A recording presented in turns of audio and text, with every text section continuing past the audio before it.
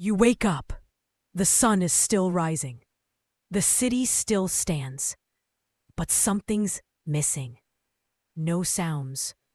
No voices. No traffic. No phone notifications. Just silence. You walk outside, and the world is empty. Not destroyed.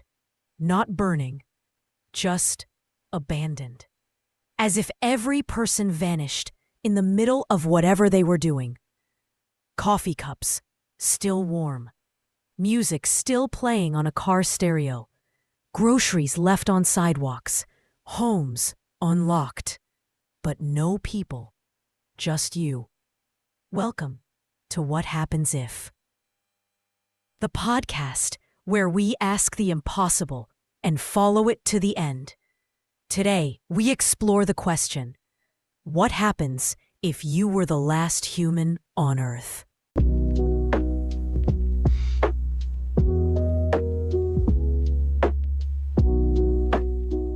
At first, it feels like a dream or a prank.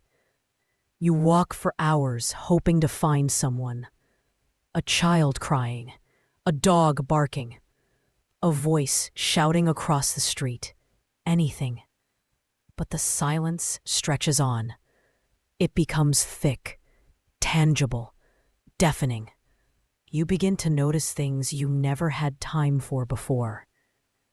The wind in the trees, the buzzing of insects, the low hum of a world still functioning, without anyone to witness it. Traffic lights blink on schedule. Elevators still open. But no one steps out. You break into a bakery and find the bread still warm. You open a freezer and the ice cream hasn't melted. Whatever happened, it was sudden, global, and you're the exception. You eat whatever you want. You drive any car you like. You sleep in the nicest hotel room in town.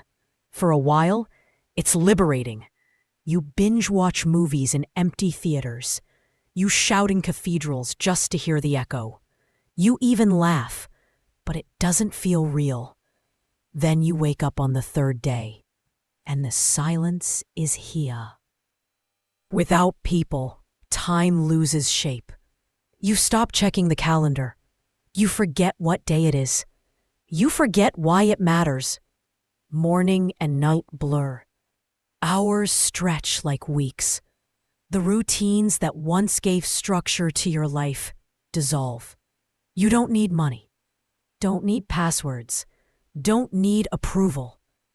The systems we built to define success and failure crumble overnight when there's no one left to measure them. You realize how much of who you were depended on others, the way you dressed, the way you spoke, the goals you chased, the lies you told yourself, the image you curated. When no one is watching, the performance ends. In the mirror, you start to disappear. Not physically, but in meaning. You stop shaving. You stop changing clothes.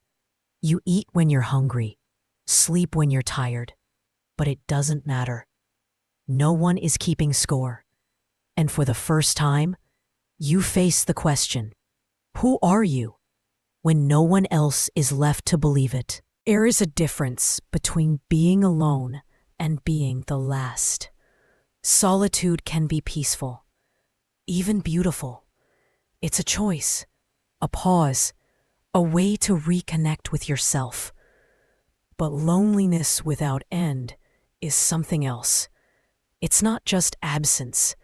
It's exile, a silence that starts to fill every room, every thought, every hope. You try to talk out loud, just to hear a voice. You name the pigeons. You decorate your space with photographs of strangers. You talk to mannequins. You read aloud to empty rooms. Eventually, you talk to yourself. Then, you answer. You laugh at your own jokes. You cry and comfort yourself. You start to forget what it was like to be heard.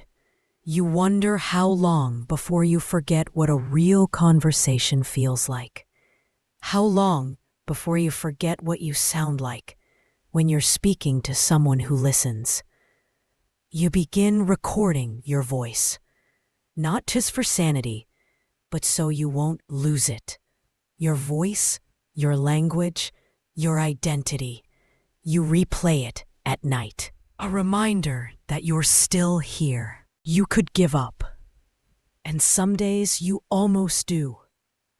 You lie in bed unmoving as dust settles across your skin. You stare at the ceiling and wonder how long it would take to disappear completely. But then you remember a book, a story, a song, a memory so vivid it stirs something inside you. Something that feels like duty, or hope, or just momentum. You begin to write, not for others, but for memory, for witness, for the idea that maybe someday someone or something will find it. Maybe the world isn't done. Maybe you're just in a waiting room. You plant a garden. You fix a library. You sort books by theme, not title. You name the streets. You keep a journal. You rebuild not for survival, but for meaning. Because even if no one is coming back, you are still here. And while you are, you decide, this story isn't over. Not yet. We often think what makes us human is our language, our tools, our ideas. But maybe it's something simpler. Each other. To be seen. To be heard. To be held in memory. And when that's gone, when no one is watching, listening, or remembering, we don't just lose society. We risk losing ourselves. So if you ever find yourself wondering what it would be like to be the last person on Earth, remember, the question isn't just whether you'd survive. It's whether you'd still choose to live. Thanks for listening to What Happens If. Until next time, stay curious, stay connected, stay human.